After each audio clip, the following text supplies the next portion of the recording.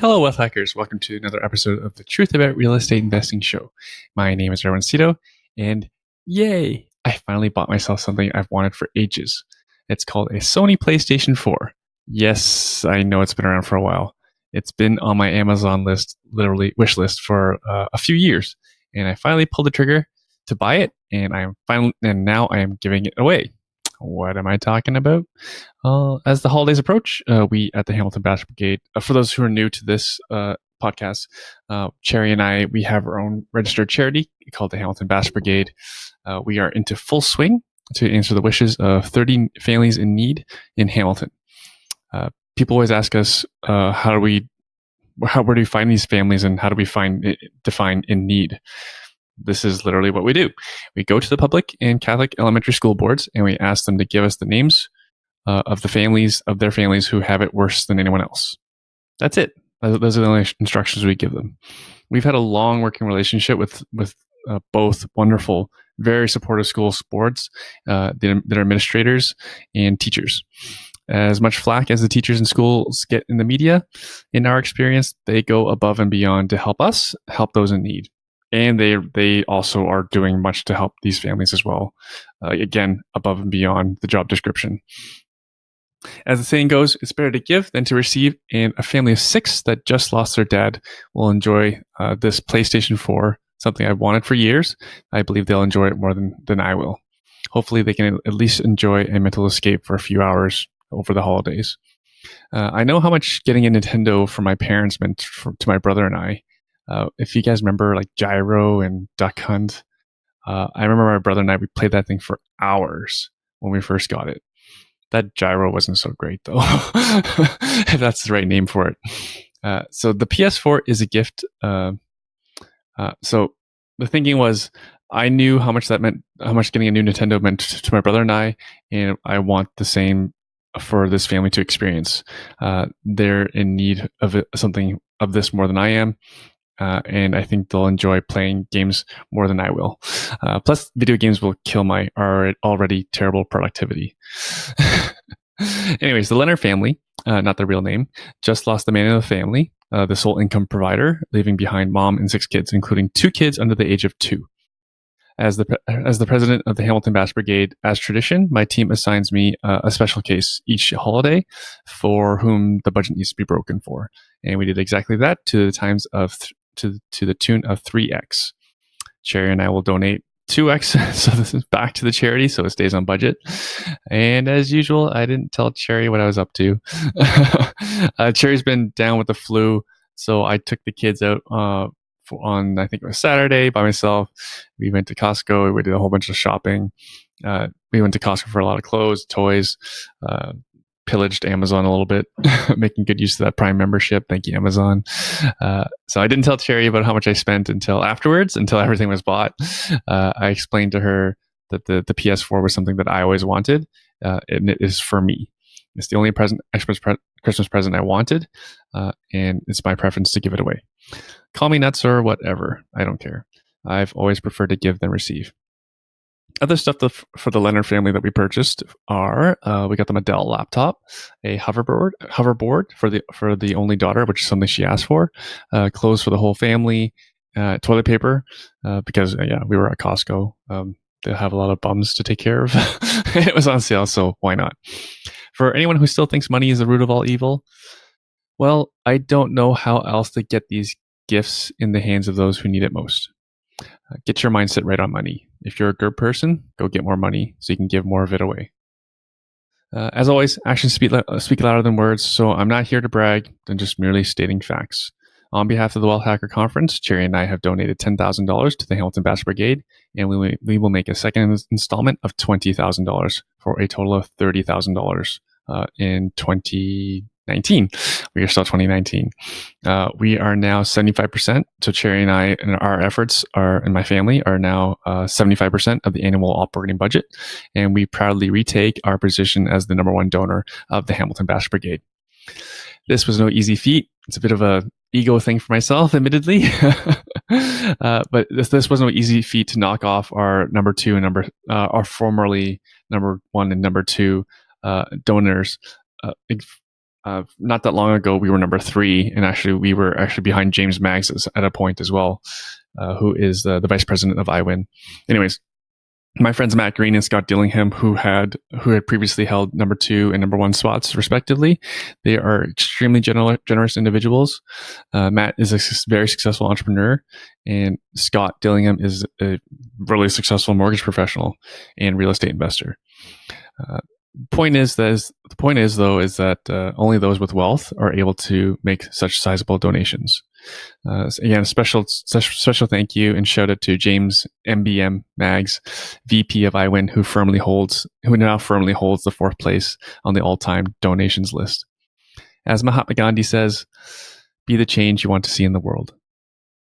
If you're looking to earn more income in the real estate world, specifically for investments, just like James Moneybag Maggs, who is the number 4 donor of the Basket Brigade, he's also, again, only those with wealth are able to make significant donations.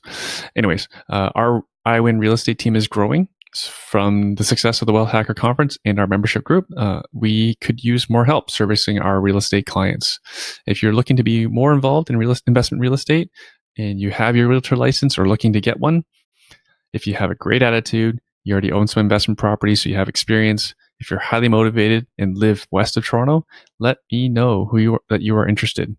DM me, call me, email me at iwin@infinitywealth.ca. Whatever means you need to get a hold of me. Again, the email is iwin@infinitywealth.ca.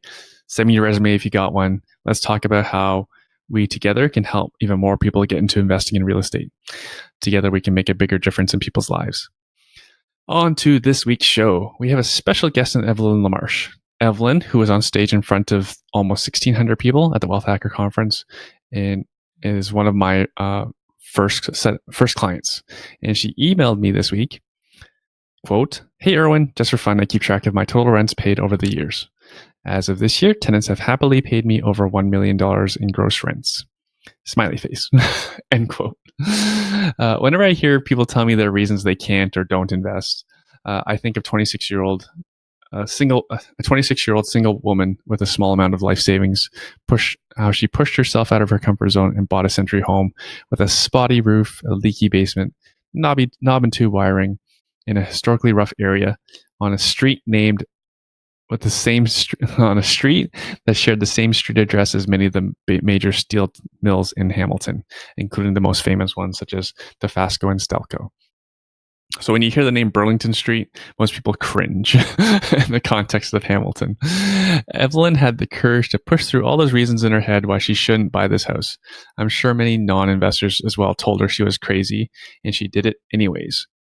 For those who invest in the West Harbour of Hamilton, know how history has gone. That same house is now nearly tripled in value, and this is Evelyn's story via flashback. So this episode was originally recorded in the summer of 2016. She's since acquired more houses for a total of 10, with plans to buy even more in 2020. So owning lots of houses that cash flow lots of money is great. More importantly, money's great. This has never been about money. This has been about freedom.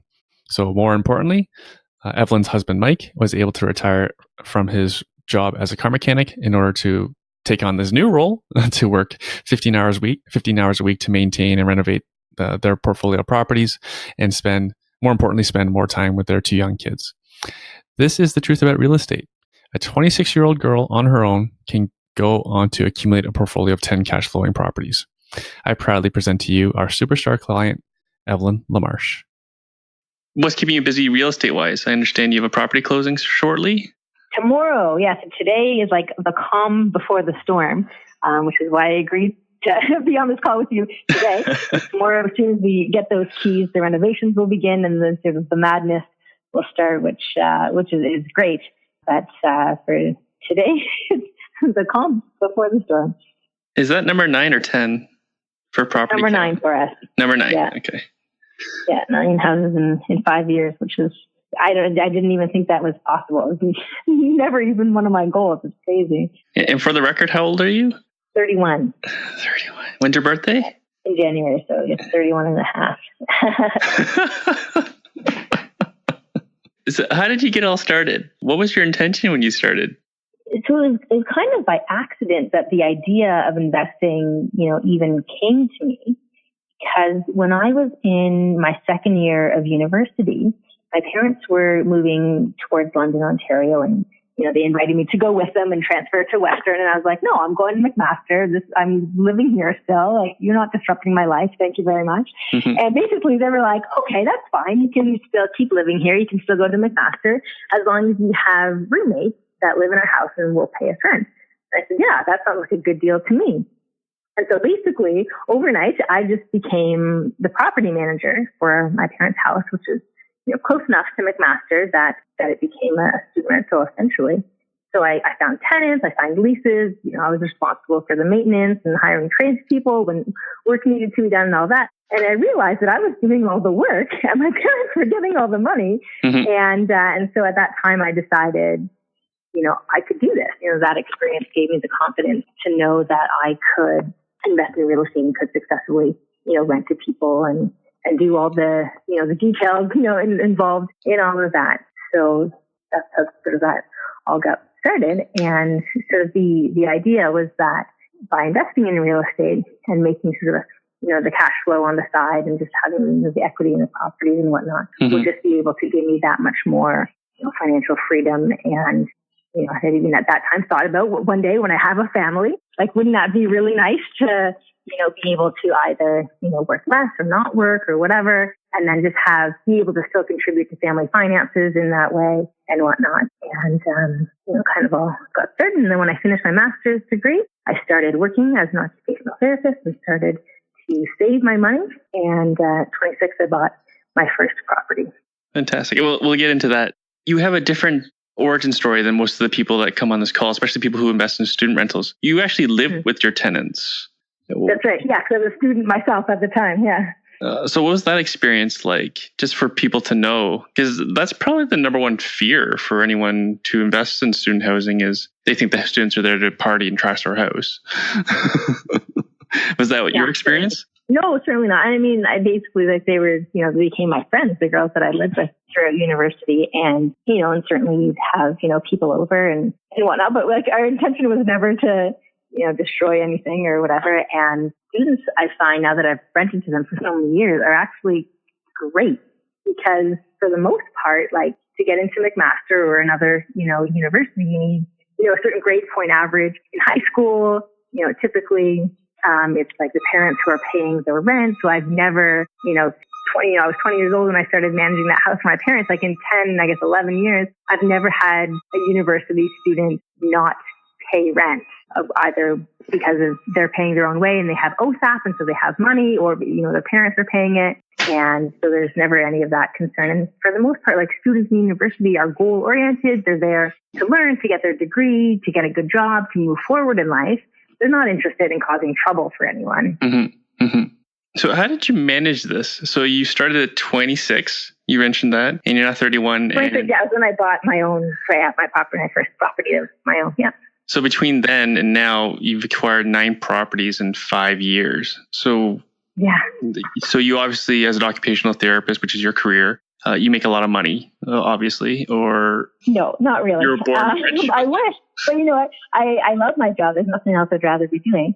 But I think a lot of times it doesn't matter so much how much you make. It's how much you keep. And because I've just been a thrifty person, I've just been able to keep a lot of what I make and save a lot. When, all my houses, all the cash flow from it, I would save and would go towards buying other houses. And when Mike and I got married, he was totally on board with the whole real estate thing. And actually our goal was that he would be able to quit his job and just be able to do the real estate sort of part of the business. Because I actually really like my job. And Mike is an auto mechanic. I mean, he loves fixing cars, but it is a hard trade being an auto mechanic. And it's just on a day like today, when it's scorching outside and you're sweat dripping off you in the shop and all the chemicals in there are basically all carcinogens in some way, shape or form. And, some home with chemical burns sometimes. It's terrible. But his skills are very well used for real estate. He loves doing the renovations and maintenance and whatnot because we manage our own property. And so because of that, when we got married, we were because our goal is for you to quit your job, why don't we start living now, not relying on your income at all? So all of his paychecks went to a separate bank account that was just for saving money, for buying more houses. And we just have been living off of my income.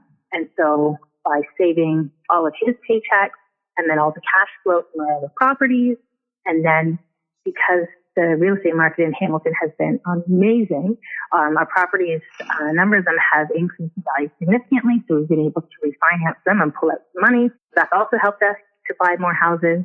And so it's just sort of being, thrifty and sort of using those different sort of techniques and things. We've been able to buy 9 houses in 5 years. And I just want to give an example of your thriftiness. For my clients who buy houses for their kids, it's pretty much guaranteed their kid gets the master bedroom. That wasn't the case for you when you lived in your parents' house, was it? No, I lived in the smallest room in the house because otherwise it was just too hard to rent out that room. So I lived in the smallest room in the house, and I didn't mind at all. So I didn't spend a whole lot of time in my room because I was busy. But yeah, like that, like things like that, like don't bother me. And even now, we were hanging out the other day. We were, Mike's sports car, like he got for $500 because he's a mechanic. So like I needed to work, and just came to him, and he's able to do the work and fixed it up. But it is only $500 out of our pocket, and he's got a super awesome car. Mm-hmm. So we're just we are very different than most people in sort of the way we see opportunities and sort of the way we spend our money. Very cool. I think your story inspires many people. Can you touch more about what you do for a living? And like you mentioned earlier, there's nothing you'd rather be doing. I just want people to get an idea of who you are. Sure, yeah. So I'm an occupational therapist, and I work on an outreach mental health program here in Hamilton. And we work with clients who primarily have a diagnosis of schizophrenia, and they live in the community. And so my work is to support these people to live in the community, have the best life possible, despite the fact that they have a really, really terrible illness. And so my sort of unique sort of skill set on the team as an occupational therapist is around daily living skills. So a lot of our guys need support with things that you and I, don't even think about, things that we probably learned as teenagers or, as part of normal development. And so a lot of the things that I'll do with my clients, if they have their own apartment, I will teach them sort of how to clean their apartment. I have taught clients literally how to clean a toilet. And I'll teach clients how to use the bus to get where they need to go, or I'll go grocery shopping with clients and show them, how you can use the flyer to look for deals and, stretch their grocery dollars farther in terms of making their money last the mm-hmm. whole month. Mm-hmm. And just sort of those basic living skills that are needed to live in the community, to have, your own apartment, to have the best life that you can, is what I get to help my clients with. Excellent. So let's go back to this. Let's start with your first investment property. You're going to remind me, what was your first property again? I was on Burlington Street. Burlington Street. Okay. Can you elaborate on Burlington Street, the single family house? Yeah, sure. So exactly 5 years ago, I bought it in June of 2011. And at that time, it was in a very transitional part of Hamilton in the North End here. And people thought that I was ridiculous for even considering a house on Burlington Street in the North End. But I knew there were plans for the GO train station to be coming, which is just, within 800 meters of it. And the city had put a whole lot of money into developing, the waterfront and different things going on. And so I definitely knew that it would, be a good play, in terms of the appreciation, which you can never count on. But if you can try to make it happen, and it works in your favor, that's cool. And so in my case, it actually did work in my favor. But I was still so nervous because I had never purchased a house before, even though I had managed my house for my parents when I was in university. I had never gone through the process of buying a house.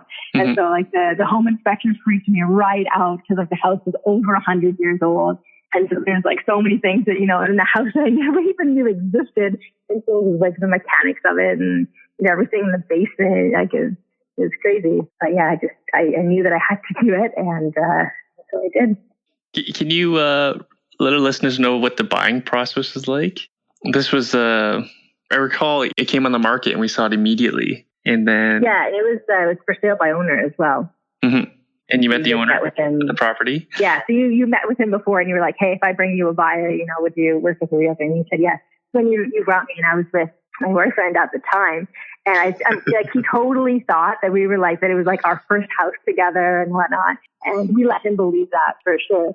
And I knew that I wanted the house. And I wanted you to like negotiate for me. And you're like, no, you can do this. You're fine. You're like, what the hell? But anyway, so we went downstairs, met with the guy, and he had like a sweet little girl. And so we were kind of, being friendly. And then basically I told him, yeah, I really like your house. I really, if I can make you an offer. And we knew that he had been holding the house for quite some time because he had done like a flip on it. And he basically just wanted it to be sold because he wanted to use that money for another flip. And so basically I said, if I can close in 15 days, what's the best you can do for me? And he immediately dropped his price $10,000. Mm-hmm. And then I offered him $2,000 less than that. And he was like, he looked at me, and then he was like, you know what? Yeah, I really want you to have the house. I'll do that. And he's just like, we literally shook hands. It was like a handshake deal that we agreed on the price. And then that was it. And then we prepared the paperwork and it was all done, but it was pretty hilarious. There wasn't time to explain it, but I had already played through the whole scenario in my head. And that's why I had you speak to the seller directly, because you would better convey what he thought you were, which was a young couple starting a family in his house. And I believe it was his wife's house where she grew up. And he was fixing it up for sale. It had previously been in a rental property, and it was abused, I believe, and that's why he had to put a lot of work into it. But again, there was a method to my madness. No, it all worked out. It's fine. It was my first house ever, and I thought, I'm like, you're supposed to be my realtor. What do you mean you're going to make me negotiate? Yeah. But I did it pretty good. I didn't let you down, did I? I think it played out pretty much perfectly. I don't think it could have done it much better. It was already his asking price was entirely reasonable. Like there was no need to accept an offer that was $12,000 less, but it just shows like he just wanted it sold. Right. So I was able to, benefit from that. I don't think he was as aware of what was coming to the area. I think he had no idea. I think that if he knew what was going to become of the North End, they probably would have held it and rented it out and made money of their own there. But yeah, it definitely shows, how it's important to know what's going on in whatever city that you invest in, know where transit improvements are happening, know where the city is putting money in terms of development, and be able to sort of, grab a property before everyone else even realizes it. Right. So you had apprehension coming in. So how did you overcome that? And then what was the process like for you to rent the property? So what I was unsure about, and again, sort of like being new to this, is I didn't know how much rent it would get. And because it was like a transitional neighborhood, like I didn't think that people would pay like top dollar for this house. And you were like, well, why don't you just like put an ad on Kijiji and just see if there's any interest at all? And I was like, that's actually a really good idea. So, and this was still when the house was like conditional, like the conditions hadn't even been lifted yet. And so I put the ad up there and there was loads of interest. And I was like, okay, I guess people, do like the house, or like they're okay with this neighborhood and like, this is good. So the offer became firm. And as part of our conditions, we had a clause that would allow tenant viewing. And so we booked a viewing and had a number of people come through. And as a couple that came through, she was like, so excited. They're like, oh my goodness, like we saw the for sale sign come up for this house. And we saw like that it was going to be a rental. Like we're so excited. Like we live in the neighborhood. Like we want to stay here. And they literally had last month's rent like in cash with them. And they're like, we really want to rent here. And I was like, wow, okay. As a new first-time investor, I literally didn't even own the property yet. I was collecting cash from these guys. And then of course the next week signed the lease and gave me, the rest of the deposit. And so I basically had first and last month's rent before I even owned it. And the day that I got the keys, I literally went straight from the lawyer to get the keys and met them at the house. And I gave them their keys. So I didn't even own the house myself for like a minute. I literally handed them the keys and said, hey, welcome home. Yeah. So that worked out really nicely for me. What was the cash flow back then? $700. Jeez. Because I did, because that was also in the days where you could get a 40-year mortgage on a rental property. So I put 20% down, had a 40-year mortgage. So that made the cash flow huge. Yeah. But also, gave me a whole lot of like that, like confidence that I needed, because sort of being, new to this, having that $700 of cash flow month definitely eased any anxiety that I had, because there was money, collecting month after month, that I didn't have to worry if they didn't pay rent, or if there was a big, repair that needed to be made or whatever, that the money was there. And yeah, $700 cash flow. That's over $8,000 a year. crazy for a single family home. Yeah. That's awesome. And do you have an idea? Has the appraisal happened yet? Yeah, we already, last year, so I bought it for $158,000, which is crazy. I can't even believe that, $158,000.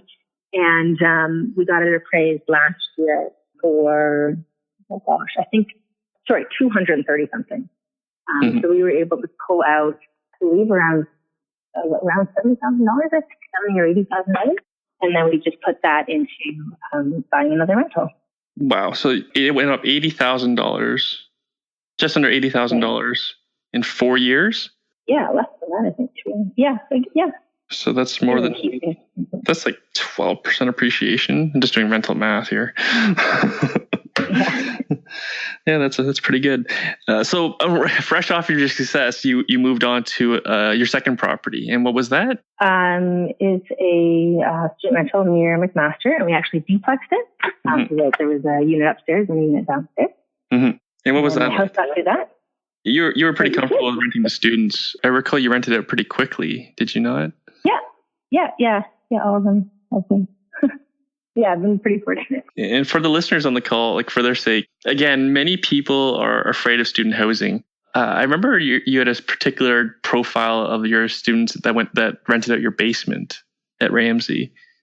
Do you recall what they were taking in school? Yeah, the first group of students, they were actually doing their master's in divinity at McMaster. Can you elaborate? I'm not sure everyone knows what divinity is. Can you elaborate what that program is? Like biblical or theological type studies. Like there was like a group of Christian guys living in the basement. And their career, their plan for a career was, I think one wanted to be a chaplain and the other one wanted to be a priest. Or like do like ministry of some sort of counseling. Yeah. Right. So, hardcore partiers, kick parties, trash places. That's what they do, right? I'm joking for anyone who doesn't know. So since then, you've bought several single family and student rentals all in Hamilton, right? Yeah, all of our houses are in Hamilton.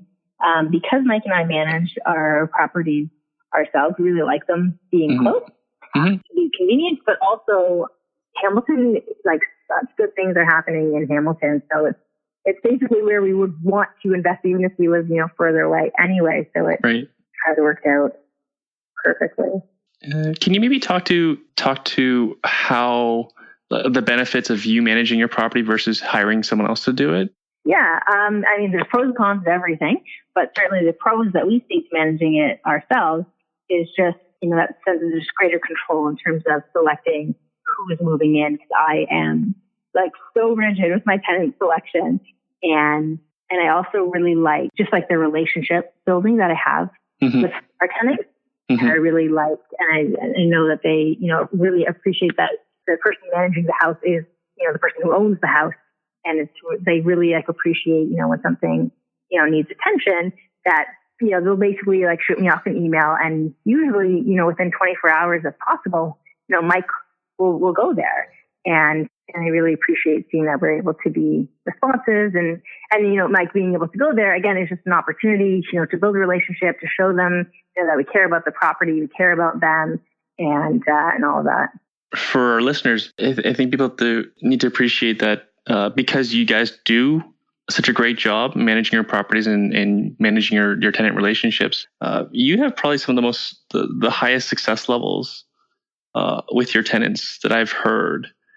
In terms of very few problems, your vacancy is almost nothing. And even when you do get a vacancy, you turn it over quickly and you often raise your rents. You actually get more rent. Yeah. I'll let you decide. Can you give us an example of how your success in being a good property manager translated into success as an investor?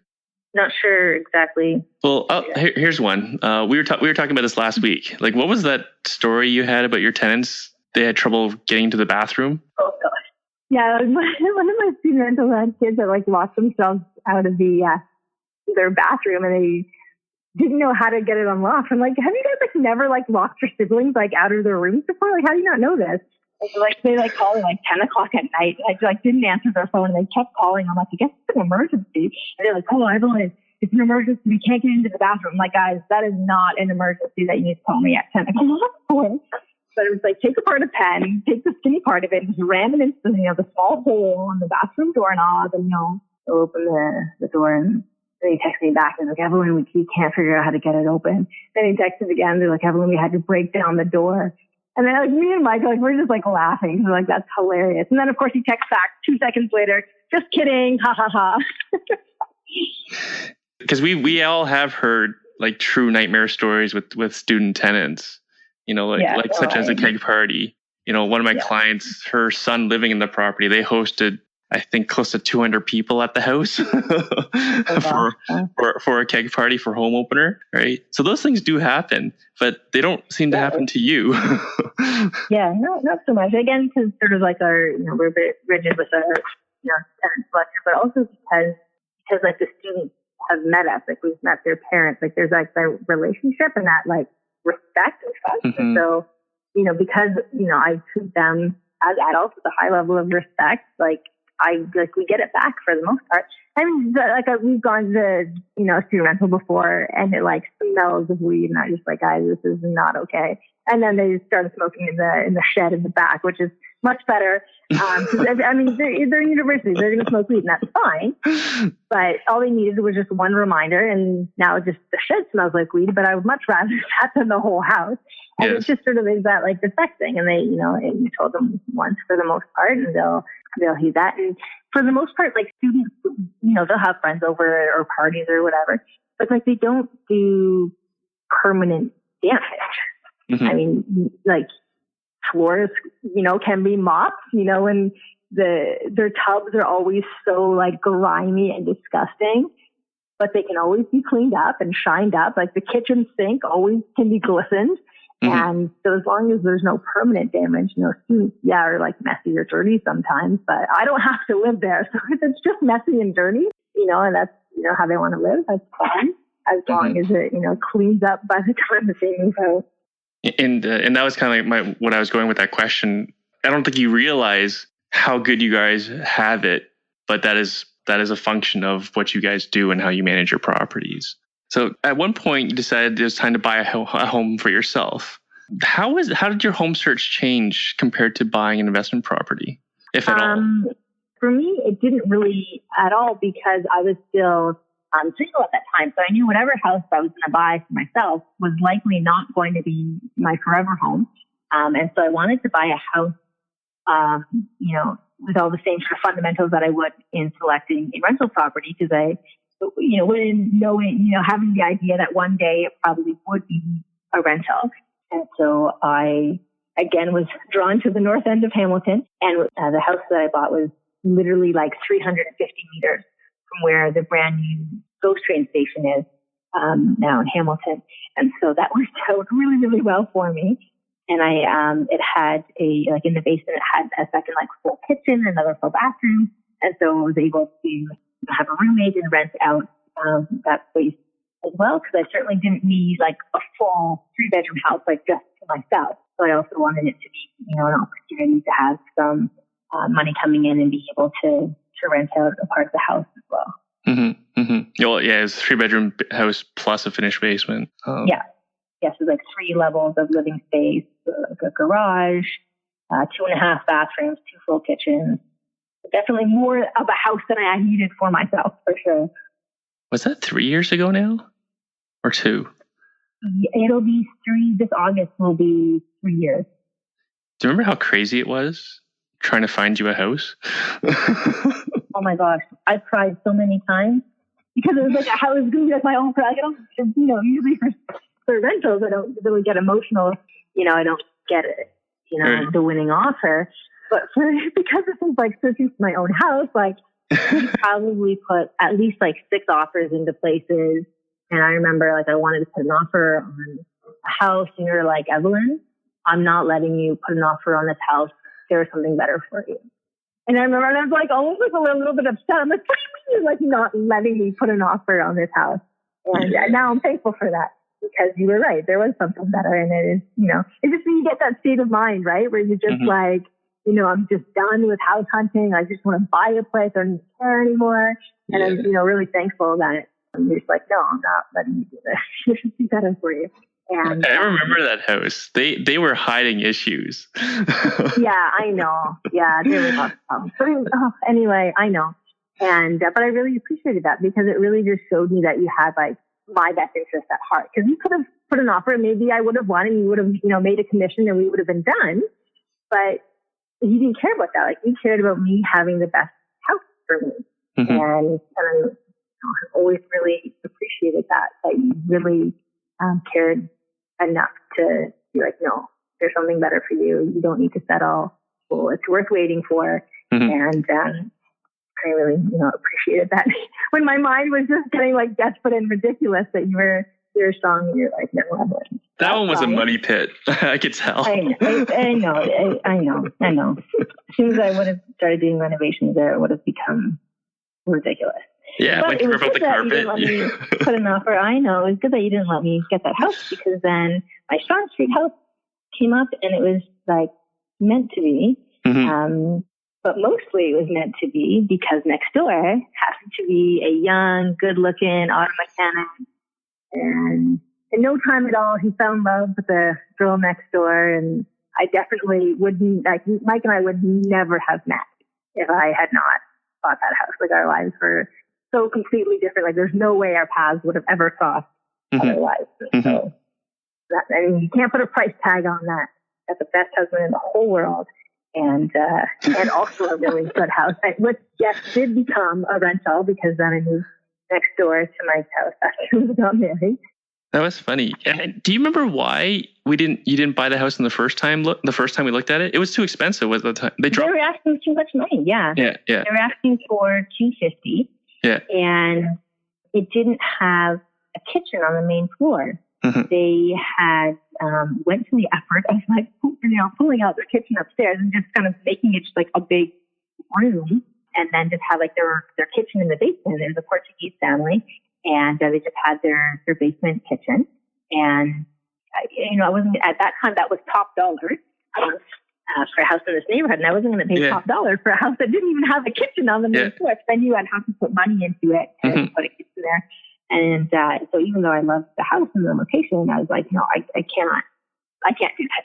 And then they dropped it to $230, and then I was like, yeah, at $230 plus the cost of putting in a kitchen, that to me is reasonable. And still, they would not budge at all in terms of negotiating the price. I did give them their full $230 that they wanted, but I have no regrets, and definitely worth it. I'm not sure if you know. I think you do, but there wasn't a lot of houses to look at in the area. So we'd shown that property at least 3 other times, and I was twisting people's arms to buy it because I knew it was a winner. But again, it was Evelyn that came that had the vision and understood the potential. So it was like fate that no one else bought it, first of all, and that you bought it. Yeah, it was meant to be. Yeah. I remember when you had me over for dinner, and you needed to have your microwave installed over the stove, I believe it was. Yeah. And I made comment about Mike. Yeah, why don't you have your neighbor? And I was like, no. And so, you live with Mike, and essentially something important I think investors need to know. You guys jive very well. And one problem with investors that I found for married couples is if one person wants to invest and the other partner is completely against it, it's not going to work. But that's like the opposite is true with you guys, because you guys are both active investors. Was Mike that way when you found him? No, he was not. He was living in his house here that has 3 bedrooms upstairs, and then basically had a basement apartment as well. He had another 4th bedroom plus a full kitchen and a 4-piece bathroom with like a private side door to the basement. And before meeting me, the thought had never, ever occurred to him to rent out his basement. So he was just like a single guy in his house here. And he was like, met me. And of course, I was, talking about, my real estate things. And he saw that I had a roommate who was, had the basement area downstairs, and he was just like, oh my goodness.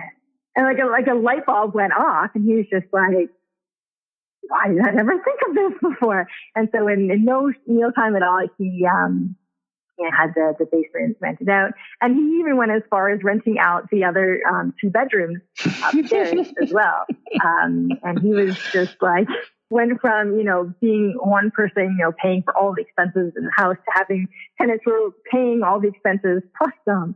So that definitely got his interest, and he was just like, wow, like totally understood the power of real estate and the power of being able to, to rent to people. And he and I are like, I feel so blessed because we're such like a good team, and we have like completely different skill sets. We have like almost no skills that overlap, which you would might think would be like difficult for 2 people to get along like that, but it actually works out perfectly. Because the things that I like and that I'm good at, he doesn't like or isn't good at, and vice versa. So I really like the whole marketing of the properties, showing it to prospective tenants, doing the background check, and just building those tenant relationships that we have. And I really like the whole management piece of the business. I do all the bookkeeping, and Mike does not like any of that. But which is fine because I actually like that. But Mike is great at fixing things and building things and repairing things. Basically, if you can fix a car, you can fix just about anything. And so that skill set definitely helps us with our rentals. And he loves it. Like, he really likes having projects and, doing kitchen renovations or, adding bedrooms to a student rental or, painting things or doing yard work. Today he's, I don't even know how to explain it. Anyway, he's doing like some outdoor work at one of our rentals just to change the grading, just so that to keep the water away from the house so it doesn't get into the basement. And he is like loving his life. And which is good because I have none of those skills. Like, I do not know how to fix a toilet. I don't know how to, do any basic electrical or plumbing. I can be his special helper, but I am not good. I can somewhat, I can do straight cuts now on a saw when we're, doing flooring, but you're better than me. That's about it. And so he loves doing that. And so we're a really great team like that because basically, it makes my job, for the management piece really easy because now when things need to get done at our places, I don't need to like call different people and like get quotes for the job and all the rest of that. I can just say, hey, Mike, tomorrow on your way home from work, can you pick up a toilet and just replace the one that's in the basement at this house? And he's like, yeah, sure, no problem. And then it just gets done. And then, so I don't need to, make any phone calls. I don't need to do any research. I just be like, hey, Mike, in the next couple of days, can you get this done at this house? And it gets done, and he's happy, and I'm happy, and we work really, really well together. And so your real estate, like, you guys are incredibly young, and so your real estate's even afforded Mike to sort of semi-retire. Yeah, Mike's very pleased with himself. He wrangled his boss into letting him work only 2 days a week now. And so he considers himself to be semi-retired and is definitely happy about that. I mean, he's just as busy as always because he's working on things at the house. And Mike is very entrepreneurial by nature. So he has these little like side businesses and his other entrepreneurial pursuits that he has on the go. So this just gives him time to do those other things that really just make him happy. He's living the dream. And how old's Mike now? He's going to be 30 in November. He is 29 today. He's semi-retired and so pleased with his life. I'm not sure if you know, but like our clientele, I think the average age is well over 40. And many of them are getting into like their first investment property. And here you guys are with Mike semi-retiring before 30. Yes, he could quit entirely. Like the cash flow is enough for him to quit entirely. But it's nice to keep his foot in the door there, and there's pros to also keeping his foot in the door. But I'm really happy for him, and sometimes I'm jealous because my goal when I first started was that I would be the one. I had assumed that I would be the one who, when we have kids, would quit my job and just be a stay-at-home mom and of, real estate, contributing to family finances. And that will happen, certainly, but it's just it's funny that Mike gets to first. But it makes the most sense. The work that he does for our business is more time consuming. And so he gets to retire first, which is totally fine. I'm definitely happy. But it's just, it's funny. You guys live a very frugal lifestyle. You guys, you guys don't drive flashy cars or anything, but you do splurge. Like you guys bought a boat last year. We did. I mean, it's a 21 years old. It's a 1995 Four Winds speedboat. And Mike definitely took him a whole lot of time to convince me to buy it because I'd never really been around boats or whatever, had any sort of like appreciation for it. But eventually I caved, and I'm certainly glad, that we have that.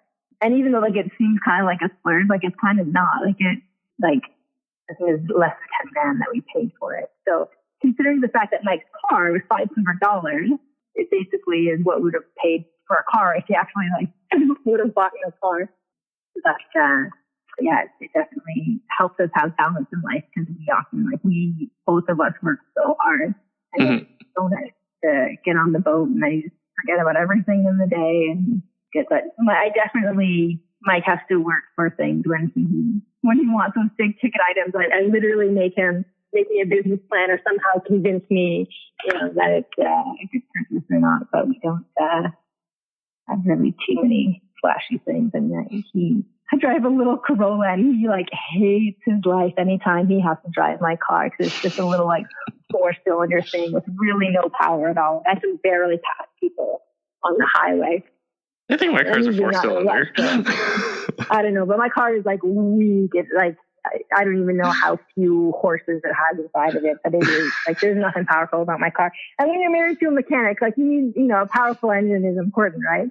You just jokes that it's a riding lawnmower, but I love it. It's so efficient and all the rest of it. I don't really have any need for flashy things. And our house, and we rent out our basement apartments, so it keeps our monthly living expenses low, and we're just happy just to live in our little house here. And eventually we'll have a bigger house as our family grows. But in the meantime, we don't need our forever home yet. That can wait because we have other financial goals that we want to meet. And it's more important now to grow our business than it is to grow the size of our home. Forgot to ask you earlier about your home. So what did you pay for it? And then you had it appraised recently. The house that I originally bought for myself. Yeah, I just brought up the numbers here. So I bought it for $230, and because it was my own house, I was able to put 5% down, and then did the renovations and whatnot. So I got it appraised a little while ago. So it was at 2.5 years is when I had it reappraised, and it appraised for $370,000, which is crazy. That in 2.5 years, it increased $130,000. And that's again, because it's 350 years from negotiation, which is now operational, and all the other good things that are happening at the harbor here in Hamilton, Bayfront Park and whatnot. And so we refinanced it, and I was able to pull out $75,000 and use that money to buy another house. And with that money, what did you buy? We bought another student rental. Near McMaster, right? Yeah. Which one? I think it's the Whitney Avenue house. You guys are busy beavers. Yeah. I know, it's crazy. We, in the 1.5 years that we've been married, we've purchased 5 houses in that 1.5 years, which is crazy. And that was never our intent. We literally, when we got married and had our plan, our 5-year plan was to buy 1 house a year for the next 5 years. And then Mike could quit his job after that. But then we bought 5 houses in a 1.5 years. So now Mike gets to retire early. Again, let's take a step back because a lot of the listeners are new to this. When you started investing, did you consider the worst case scenario? What if you failed? And then what were your plans to avoid it? Sure. So I think, most people have the same concerns at first in terms of like the tenants don't pay rent, the tenants destroy the property, interest rates increase, all those sorts of things. And there are certainly ways, to mitigate those things. So for, tenants not paying rent or, destroying the property, the way to mitigate that risk is to do a proper background check, is to call past landlords, not just the most recent one, but ones, historically that, aren't trying to get them to go or, have no other ulterior motive, doing a credit check, seeing how they are with, paying their bills in general. And so doing a good, thorough background check can certainly help, mitigate that risk in terms of the type of tenant that you're renting to. And in terms of, the concern with increasing interest rates, the way to buffer that is just to make sure that you have enough cash flow in your property that if, interest rates go up, and if you have a variable mortgage, if mortgage increases, that you have enough of a buffer that, it can be absorbed so that you're not having to pay anything out of your own pocket, but the house itself, has enough cash flow as a buffer to, so that isn't so much of a risk. Right. So what's been your greatest challenge so far as being an investor? It's just money for down payments, I guess. So far, we've used our own savings, as I've mentioned, money from refinancing our properties that have equity in them and that sort of thing. So we've been able to, but we would love to do more deals. And I'm certain that in the future, we'll have joint venture partners and use money from investors and split the profits and continue to build our portfolio, but also help others build wealth. Because Mike and I now, with all the experience that we have, have built sort of systems and processes to be successful and to make money doing this, and certainly want to help others who maybe want to be more hands-off, but have the way that they want to invest and have good returns. And, we'd be able to, partner with those types of people and help them, achieve their financial goals as well. Now, what about challenges on like the property side or the tenant side? Have you had any challenges there? Yeah. Mainly though, a challenge is always just finding the balance in terms of tenant relationships, where, because Mike and I manage them ourselves, if they see a lot, it's us. It's not like we have a property manager or somebody else who kind of like, the face of, our business. It's us. And so it's hard sometimes when you build relationships, with tenants and whatnot, to have that fine line where you're friendly and they know that you're friendly, they know that you're trustworthy, but also they need to know that they can't take advantage of you or walk all over you or pay late rent and get away with it and all that sort of thing. And so certainly it's always just sort of a dance that you have to learn in terms of, how to have that ideal kind of tenant-landlord relationship. I think everyone has that challenge no matter what, and there's probably no right answer or not. But again, I don't know many people that are more successful than you two as owner-operators of your real estate properties. So how's life changed for you being an investor owning so many properties? Like Mike's had it really good. What do you see the benefit for yourself? Well, I mean, for both of us, I think the biggest thing really is peace of mind, which might sound weird because we manage things ourselves. And so it's actually kind of works for us to do it, but it actually isn't all that stressful because what real estate does for us is that we don't worry about money. Mike and I don't argue about money. Many families, even just now, being pregnant, many families go into debt on mat leave because of the decrease of income, increased expenses, and I have peace of mind about taking a year off work. Although my income will significantly decrease, I'm okay with that because we have other sources of income coming in each month. And so I have quite a bit of peace of mind knowing that we're not going to go into debt the years that I'm on mat leave, that we'll have money coming in from other sources and be able to be just fine. And you really can't put a price tag on that peace of mind that you get. And I think the other sort of interesting thing, because I was just thinking about this the other day is that investing in real estate has actually made our marriage better. And which I know you laugh like it's hilarious, but it actually has, because Mike and I are both so like committed to this goal that we have.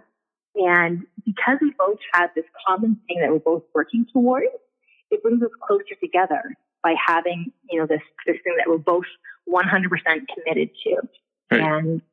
And I think, a lot of couples, sort of, have different interests or sort of like go different ways. So because we have, because we are partners in like the truest sense of the word, like we need each other. Like there are things, for the business that I can't do in terms of the, fixing and repairing. And there's things in the business that Mike can't do. Like he would be lost probably if he had to do the bookkeeping or if he prepare all the financial paperwork for your mortgage. Exactly. Oh yeah. Oh goodness. Whenever we have a mortgage and it's in my team, I literally like do all the work and I just like tell him like where to sign or like what to do. And so because we really need each other, because our skill sets are so different, it actually really helps us and we actually really appreciate each other. Because the things that I can't do, I really, really appreciate.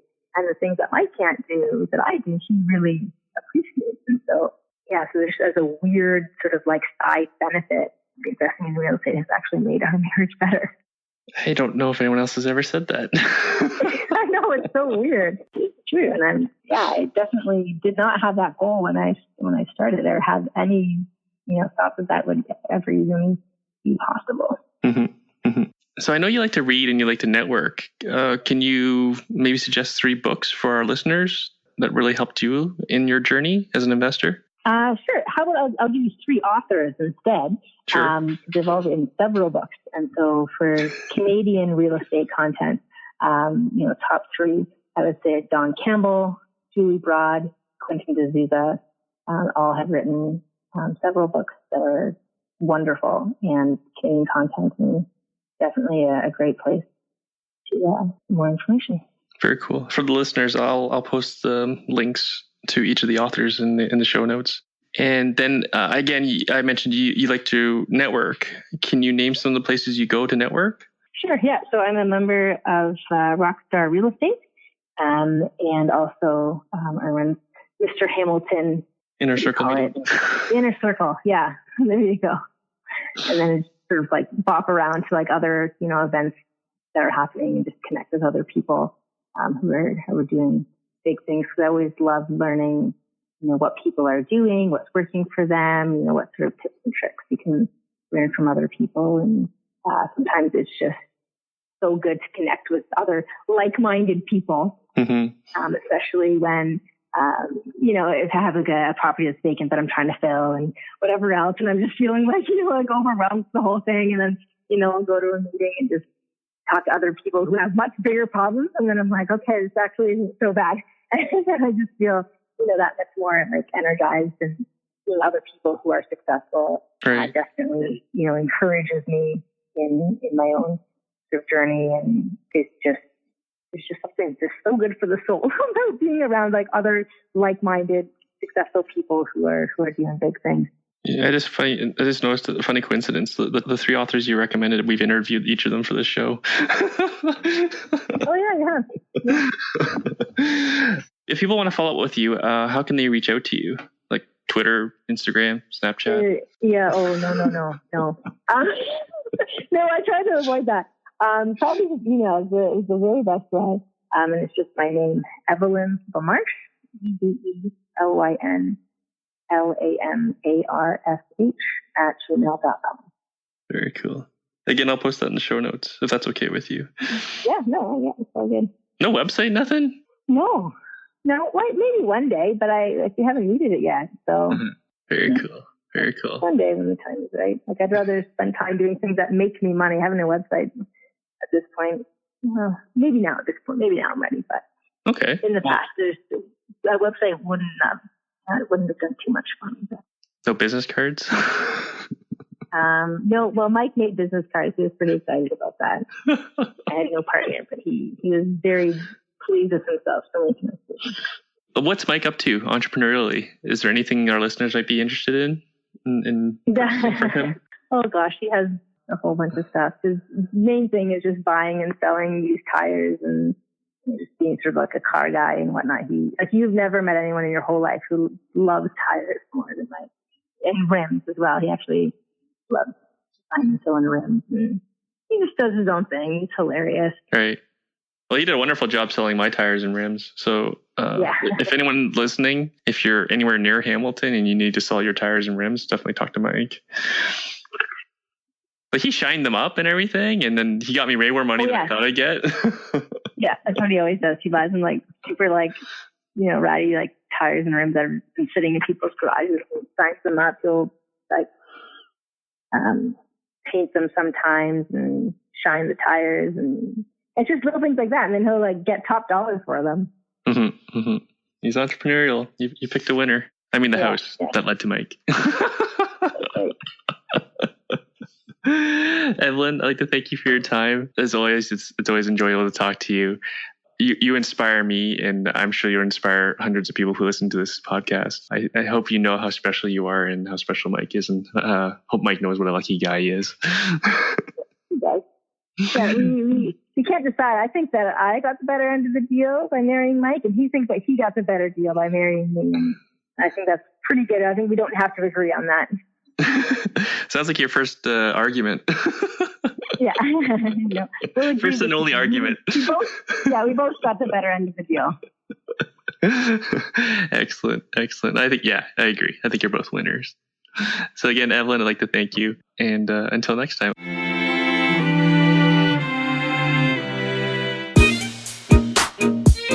Are you newer to real estate investing or unsure where to invest next? Would you like to know what the best areas are to invest near the GTA for the best returns on investment? Then you found the right place, as we're here to help both new investors to seasoned professionals. We have helped hundreds of everyday men and women buy their first investment property to their 10th property. It's easier than you think.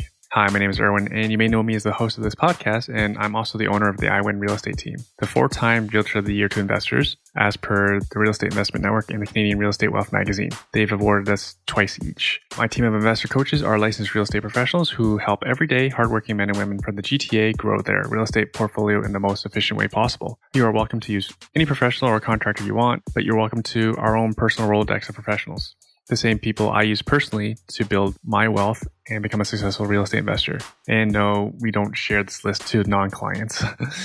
If you're too busy, we understand. You have better things to do. You have dinner with the family, watch the kids play sports. What we do different is we preview properties on your behalf to pre-screen only the ones that are ideal investment properties. Many of our clients, including ones featured on this podcast, will even make conditional offers on a home inspection so they can both beat the competition and have a chance to view the property before making a final decision during the professional home inspection. After the purchase, we can refer you to our favorite property manager, who is a former police officer with 20 years experience with the local police department. He also happens to be well over 6 feet tall and 220 pounds, with a keen eye for finding you a great worry-free tenant, so tenants never call you, and you can go on enjoying life knowing your investment property is taken care of. As an added bonus of as being our client, he actually only takes referrals from us. And note that this property manager is the most well-reviewed property manager I've ever seen in my city. You have trouble getting financing? You're luck. My personal mortgage broker is the best I've ever seen in my investing career. Again, you're welcome to work with anyone you want. This just happens to be the one that I use personally.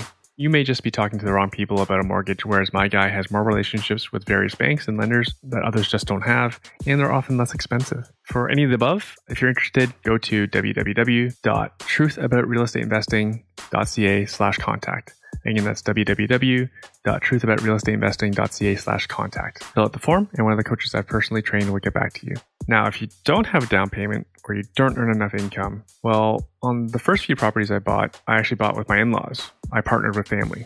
They're now my ex-in-laws. But if you don't have family to partner with, then I would suggest you learn how to hack stocks, like my past guests of this podcast, Omar Khan and Matthew Todman. That's 2 different episodes if you want to go back and have a listen to them. They both earn mid-level 6-figure incomes with only 30 minutes a day by getting paid to own blue chip stocks at prices they want anyways. It's almost money for nothing, as per Robert Kiyosaki says. He also says that knowing how to sell stock options is a must for any professional investor.